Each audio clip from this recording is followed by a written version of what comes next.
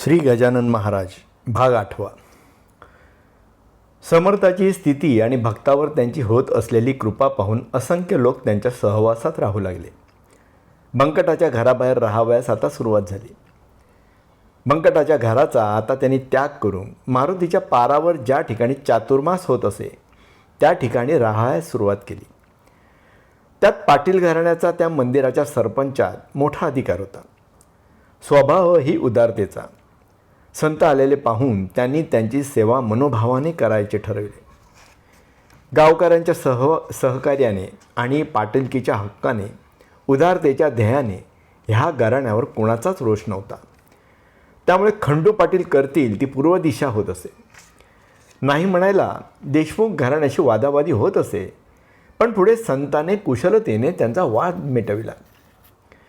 आता चातुर्मास संपला होता. कार्तिकी पौर्णिमा होऊन तुळशीचे लग्नही संपत आले होते.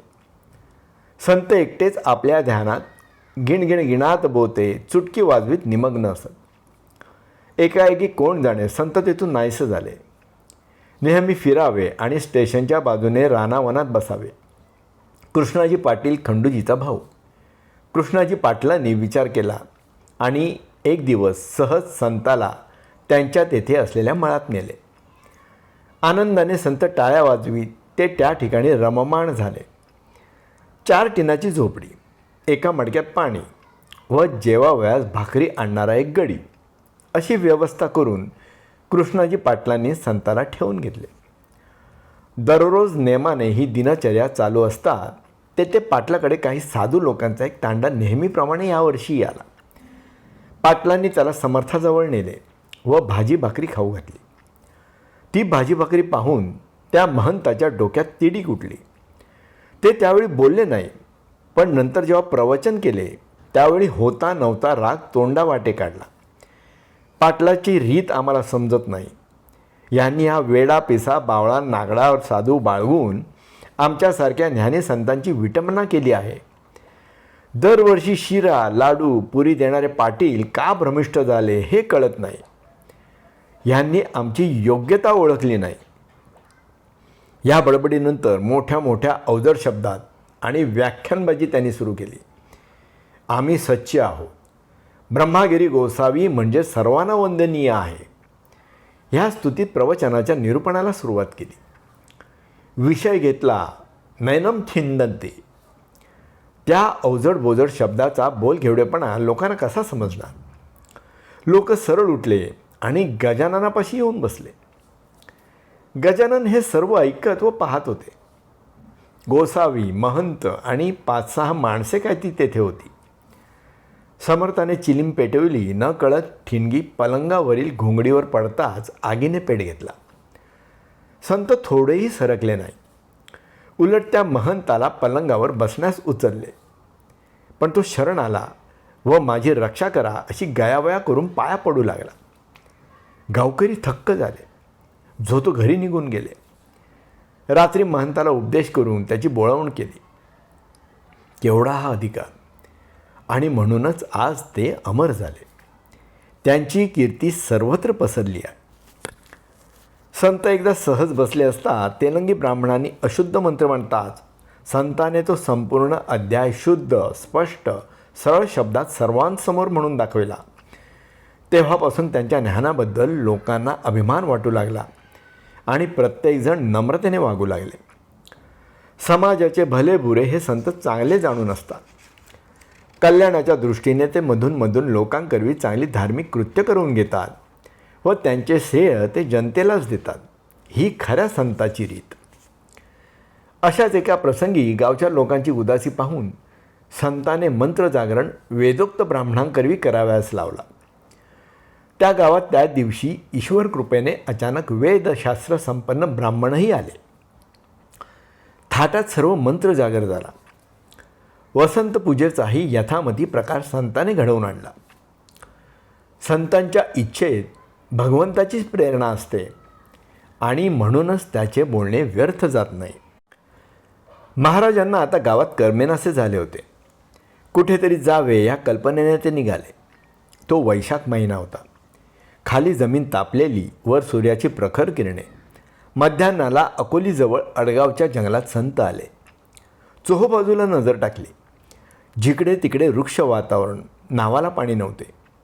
संताला तहान लागली होती, पण पाणी पिणार कुठले? ह्याच समयाला त्या गावचा भास्कर पाटील हा आपल्या शेताच्या कामाकरता डोक्यावर पाण्याचे मडके व भाकरी हाती घेऊन आलेला दिसताच संताने त्याला पाणी आण असे म्हटले. भास्कर मनातल्या मनात म्हणाला, मी जर पाणी देतो तर दिवसभर मला त्रास होईल. हा फिरणारा वेडा माणूस, इथे नाही तर तिथे त्याला पाणी मिळेल ह्या विचारात तो म्हणाला, बाबा, ह्या 12 कोसात पाणी नाही. लोकांच्या पाण्यासाठी हाल होतात. मजजवळ तर माझ्या पुरतेच पाणी आहे. कृपा करून तू येथून जा. येथील सर्व विहिरी आटल्या. आमच्यावर देवाचीच अवकृपा आहे, त्यात तू सतावू नको. जा, एखाद्या आडाचे पाणी मिळेल तर पहा. संतांनी त्याच्या बोलण्यात लोकांची भलाई पाहिली. त्याच्या कळकळीत लोकांचे कल्याण व्हावे हीच बुद्धी दिसली. कसंही का असेना, पण स्वार्थाला धरून तरी हा कळकळ दाखवितो. हा अज्ञानी आहे हे खरे, पण त्याचे कल्याणपर शब्द मला खरे करून दाखवले पाहिजेत हे खरे. आणि नवल काय, समोर 100 फुटावर एक विहीर होती. तिकडे संतांनी नजर टाकली व धावतच ओंजळीने पाणी काढावयास सुरुवात केली. भास्कर थक्क झाला. डोक्यावरचे मडके, हातातली शिदोरी केव्हा गळाले याचे भान त्याला राहिले नाही. त्याने त्या वेळात दिसणाऱ्या संताचे पाय धरले. स्वतःचा सर्व संसार त्याच्या चरणी वाहिला. अश्रूंनी त्याच्या चरणावर अभिषेक केला. संताने त्याला उठवून हृदयाशी लावले. अरे भास्करा, तू जनकल्याणाचा मला उपदेश केला म्हणून मी तुझ्या शब्दाला जाणून हे काम केले. उठ, आता तुझा मळा खूप पिकव. तुला जन्मभर ददात पडणार नाही. कर, गावचे भले कर. भास्कर शुद्धीवर कुठे होता. ताबडतोब अंगाचे सर्व कपडे काढून एक लुंगी धारण करून संतांबरोबर तो शेगावी आला. समर्थाचे 5 पट्ट शिष्यांपैकी भास्कर एक. याच्याच प्रेरणेने हे महाराजांचे मंदिर उभारण्याचे काम माननीय हरिभाऊ पाटलांनी मोठ्या कुशलतेने पण भरगच्च व टिकाऊ वृत्तीत केले. संत चरण ज्या ज्या भूमीवर वावरताना दिसतात ती भूमी पवित्र व समृद्धच झालेली आहे, असे या भारतभूमीचे प्रत्यक्ष उदाहरण आहे. ह्यानंतर एक त्यागी, एक योगी अशा पारमार्थिक बंधूची भेट अकोटच्या जवळ झाली. नरसिंग महाराज एकांतवास करीत होते. संसारी लोकांपासून संसारात असूनही अलिप्त असणे फार कठीण काम आहे. पण हा योगी फारच वेगळा होता. कोणाच्याही नजरेस आपला मोठेपणा, डामडौल किंवा ढोंग दाखवण्याची मुळीच इच्छा नव्हती. आणि म्हणूनच हा अरण्यात अत्यंत सुखी होता. संत संताला, योगी योग्याला, संन्यासी संन्यासाला परिचित असतात. योगायोग येताच ते एकमेकांच्या भेटी उघड वा गुप्तपणे घेऊन कार्याची दिशा ठरवित असतात. हा नरसिंग योगी आत्मज्ञानी होता. एके दिवशी जेव्हा ध्यानधारणेत हा बसला त्यावेळी कोणीतरी एक महान योगी आपल्याकडे येत आहे असे दिसल्याने व्यवहार थांबवून त्या संताची प्रतीक्षा करीत होते. दोघेही समसमान होते.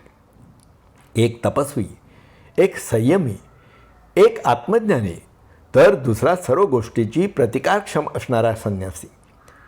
त्यांचे काय वर्णन करावे. बरोबर 12 वाजता संत गजानन त्या अरण्यात एकांतात असलेल्या नरसिंग मुनीला भेटले. एकमेकांकडे क्षणभर पाहत त्यांनी यथामती स्वागत केले. जे काय बोलणे सांगणे ते सर्व नेत्राद्वारे. नरसिंगाने संताला हात जोडले. तेथून गजानन निघाले. गावच्या लोकांना हे कळताच गाव दर्शनाला आला. पण योगी एकदम वायुवेगाने नाहीसे झाले. विरोध भक्ती करणारा व्रजभूषण सूर्याला नित्य अर्ध देई व त्या ध्यानधारणेपेक्षा इतराला तो काही मानतच नसे. त्याच्या अर्ध्याच्या वेळीच गजानन स्वामी तेथे प्रकट झाले आणि सूर्याच्या ऐवजी ते अर्ध त्यांनी घेतले. क्षणभर वज्रभूषण गोंधळला. पुन्हा त्याने अर्ध दिले, तेही गजाननाच्या चरणावरच. खडबडून त्यांनी डोळे उघडले. तो काय, समोर प्रत्यक्ष तोच योगी उभा दिसला. त्याने संतांचे पाय धरले. तेव्हापासून तो गजाननाला मानू लागला, दर्शनाला जाऊ लागला.